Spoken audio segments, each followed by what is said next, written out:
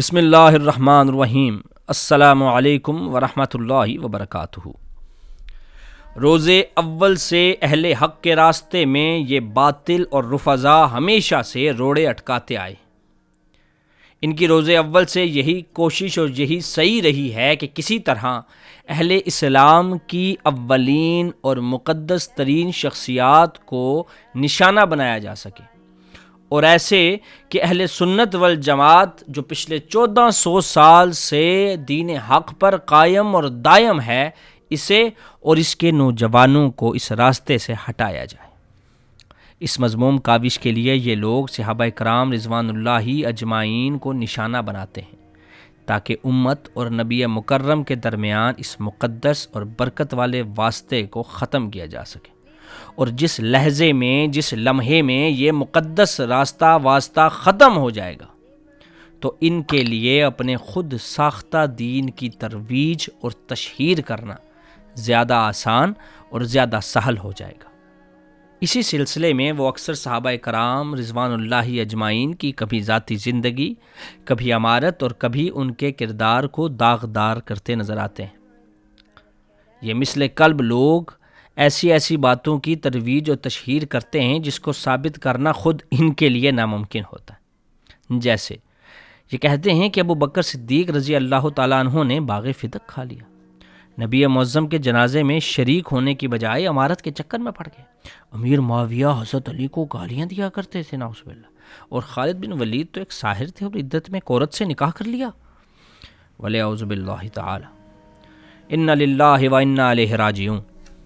اس طرح کی بہت ساری لغویات اور لایعنی باتیں جن کا حقیقت سے دور دور تک کوئی تعلق نہیں، لیکن یہ لوگ اسے ایسے پھیلاتے ہیں کہ اگر سننے والا کامل دین پر نہ ہو اور دین سے دور ہو تو ان کو سچ مانے بغیر اس کے پاس اور کوئی چارہ نہیں ہے۔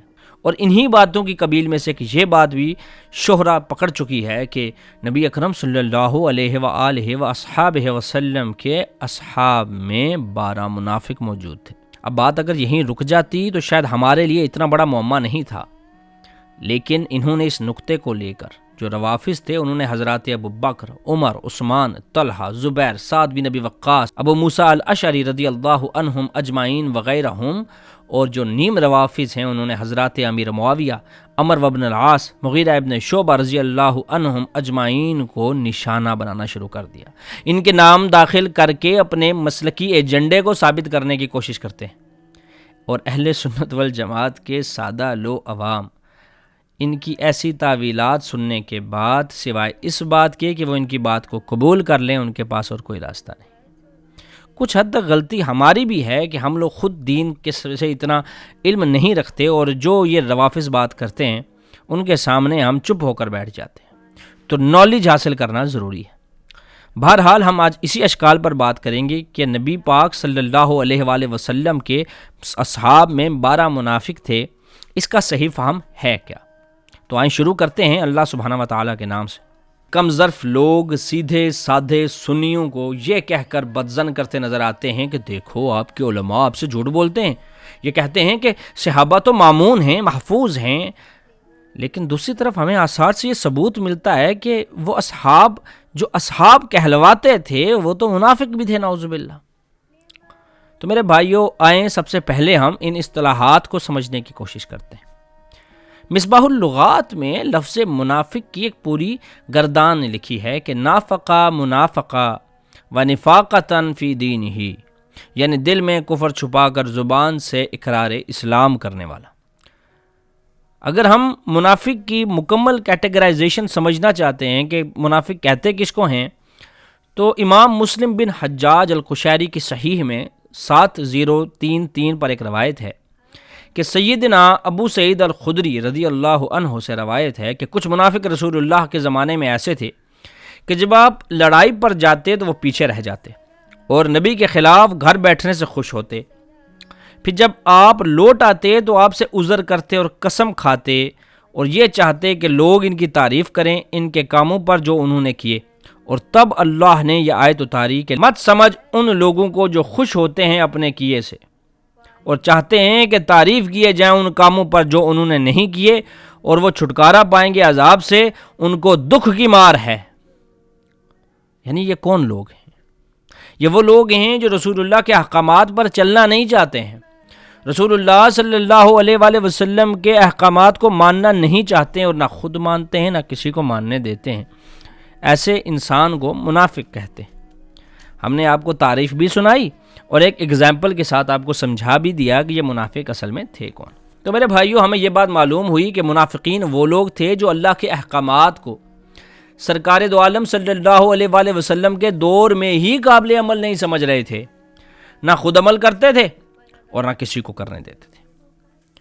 اب جو دوسری اصطلاح ہے وہ ہے صحابی۔ اب صحابی پر ہمارا ایک کلپ آلریڈی اپلوڈ ہو چکا ہے، جس کے اندر ہم نے بڑی ڈیٹیل کے ساتھ یہ بتایا تھا کہ صحابی کہتے کس کو ہیں، اس کے لغوی معنی کیا ہیں اور اس کے اصطلاحی معنی کیا ہیں۔ میرے بھائیو، امام ابن حجر عسقلانی رحمہ اللہ تعالی نے فرمایا کہ ایسا مسلمان جس نے سرکار سے ملاقات کی ہو اور اسلام پر ہو اور ایمان کی حالت میں دنیا سے رخصت ہو تو اسے صحابی کہتے ہیں۔ وہ الگ بات ہے کہ امام بخاری نے من رآہ کا لفظ استعمال کیا کہ جس نے سرکار کو دیکھا ہو، اور تو ہم نے ان ساروں کو ملا کر جتنی بھی تعریفات تھی میں نے اس کلپ کے اندر بیان کر دیا تھا کہ ایسا مسلمان جس نے سرکار سے ملاقات کی ہو، انہیں دیکھا ہو اور ایمان کی حالت میں دنیا سے رخصت ہوا ہو تو اسے صحابی کہتے ہیں۔ اب ہم نے ان دو تعریفوں کو پڑھا تو ہم پر یہ بات روز روشن کی طرح عیاں ہو گئی کہ ایک صحابی اور ایک منافق میں بنیادی فرق کیا ہے۔ صحابی وہ ہے جو سرکار پر اپنی جان نچھاور کر رہا ہے، اور منافق وہ ہے جو سرکار کے بنیادی احکامات پر بھی عمل کرنے کو تیار نہیں ہے۔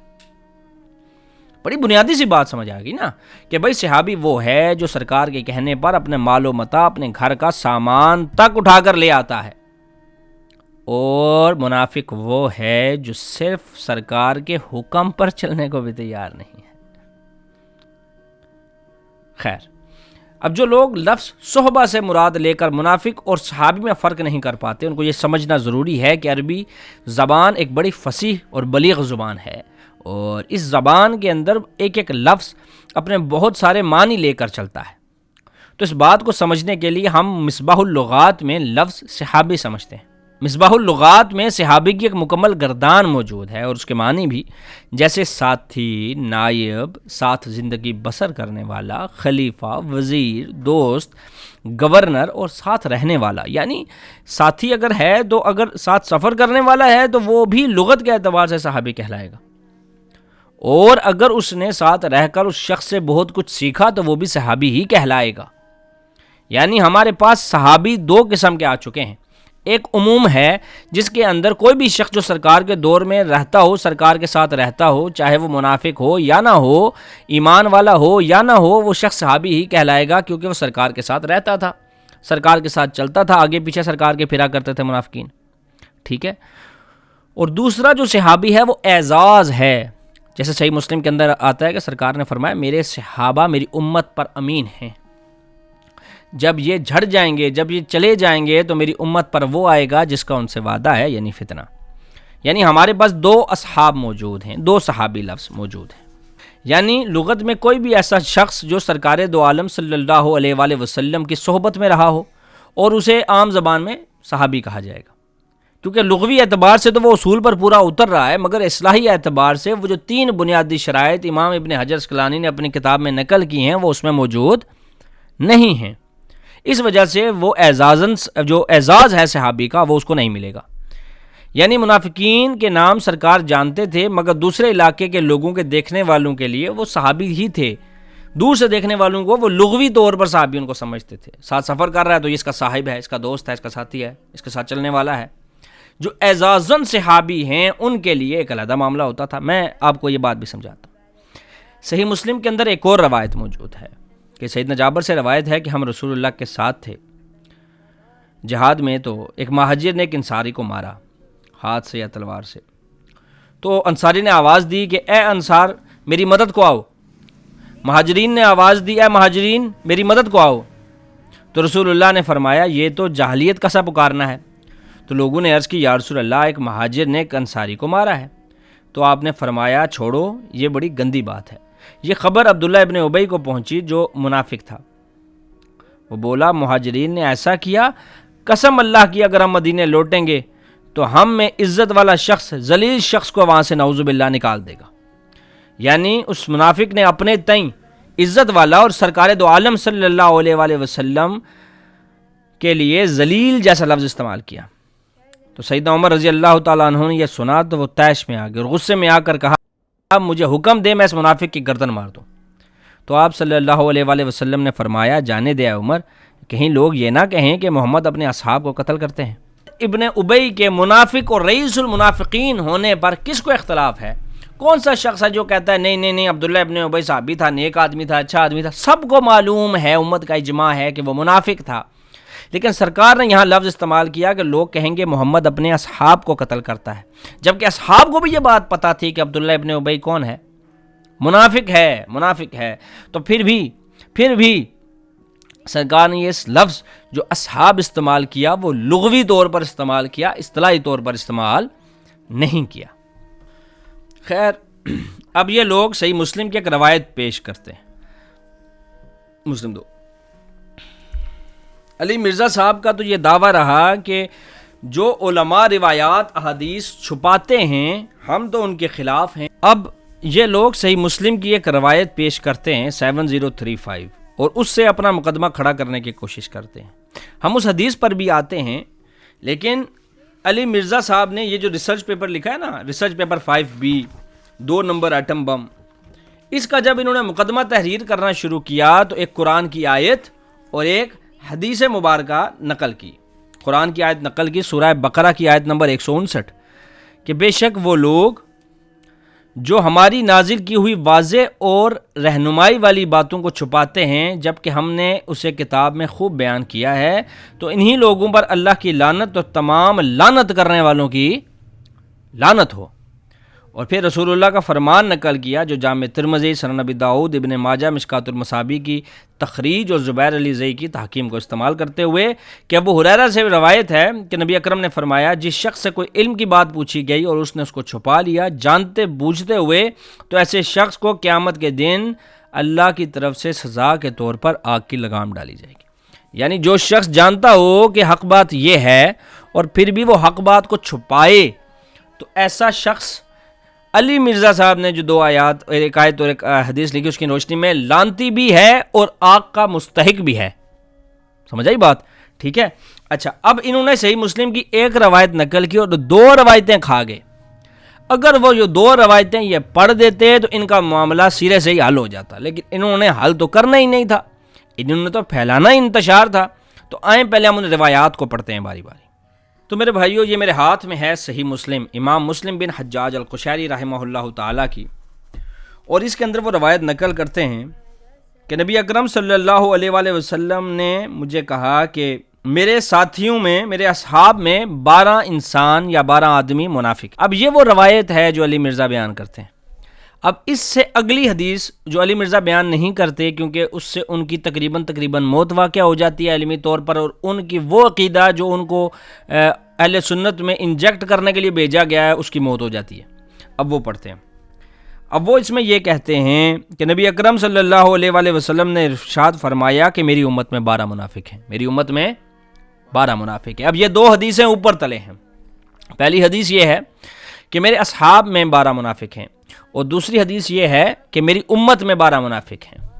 اگر ہم ان دونوں کی سند کو پڑھیں تو جو پہلی حدیث ہے اس کی سند ابو بکر ابن ابی شیبہ حدثنا اسود بن عامر حدثنا شعبہ بن الحجاج ان قتادہ ان ابی نضرہ ان قیس بن عباد اور قال قلت لعمار. دوسری جو حدیث ہے اس میں محمد بن المثنی اور محمد بن بشار نے یہ حدیث سنی محمد بن جعفر الغندر سے، انہوں نے شعبہ سے، انہوں نے قتادہ سے، انہوں نے ابی نضرہ سے، اور انہوں نے قیس بن عباد سے. اچھا، یعنی اوپر سے اگر ہم دیکھیں تو یہ روایت ایک جیسی آ رہی ہے. یعنی قیس بن عباد نے یہ سنائی ابی نضرہ کو اور انہوں نے قتادہ کو، اور قتادہ نے شعبہ کو. شعبہ نے یہ روایت اپنے 2 شاگردوں کو سنائی، ایک اسود بن عامر اور دوسرے محمد ابن جعفر الغندر کو. اب یہ روایت یعنی کہ شعبہ تک اس کے الفاظ محفوظ تھے، اور شعبہ نے جب اپنے 2 شاگردوں کو سنائی تو ان میں سے کسی ایک کے پاس ان الفاظ کی غیر محفوظیت ہو گئی، اور وہ الفاظ جو تھے وہ آگے پیچھے ہو گئے. یعنی اصحابی اس کا صحیح لفظ ہے یا امتی اس کا صحیح لفظ ہے، یہ جاننے کے لیے ہم رجال کی طرف رجوع کرتے ہیں. ہم یہ دیکھتے ہیں کہ ان دونوں میں سے کس کی بات کو لے کر چلا جا سکتا ہے، اسود بن عامر اور الغندر، محمد بن جعفر الغندر۔ یہ میرے ہاتھ میں کتاب ہے جی میزان الاعتدال، ٹھیک ہے، ہم اس کو پڑھتے ہیں۔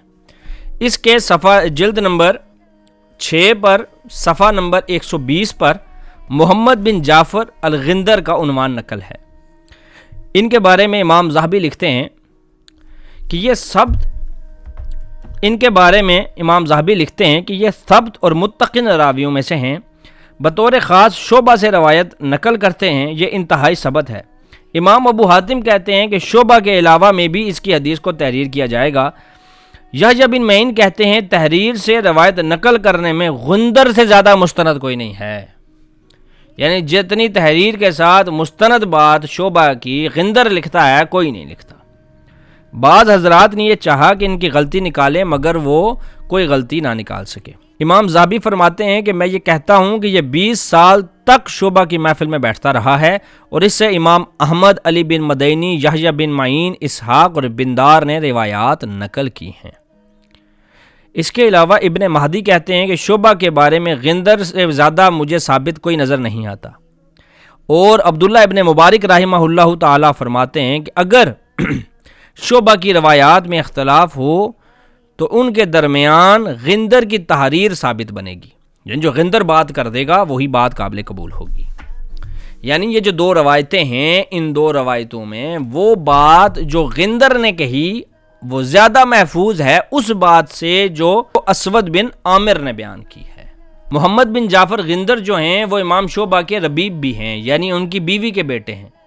اسی وجہ سے انہوں نے سب سے زیادہ عرصہ امام شعبہ کے ساتھ گزارا، اور انہی کی باتیں اسی وجہ سے زیادہ مستند ہیں۔ تو اصلاً صحیح مسلم کی روایت میں الفاظ فی امتی کے ہیں، یعنی فی اصحابی کے نہیں ہیں، فی امتی کے ہیں۔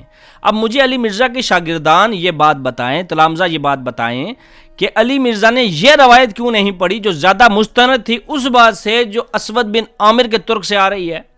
تو یہ کیوں نہیں پڑھی؟ یہ اس وجہ سے نہیں پڑھی کہ اس سے ان کا اپنا مقصد پورا نہیں ہوتا تھا۔ فی امتی کے الفاظ زیادہ محفوظ، زیادہ مستند ہیں بنسبت فی اصحابی کے۔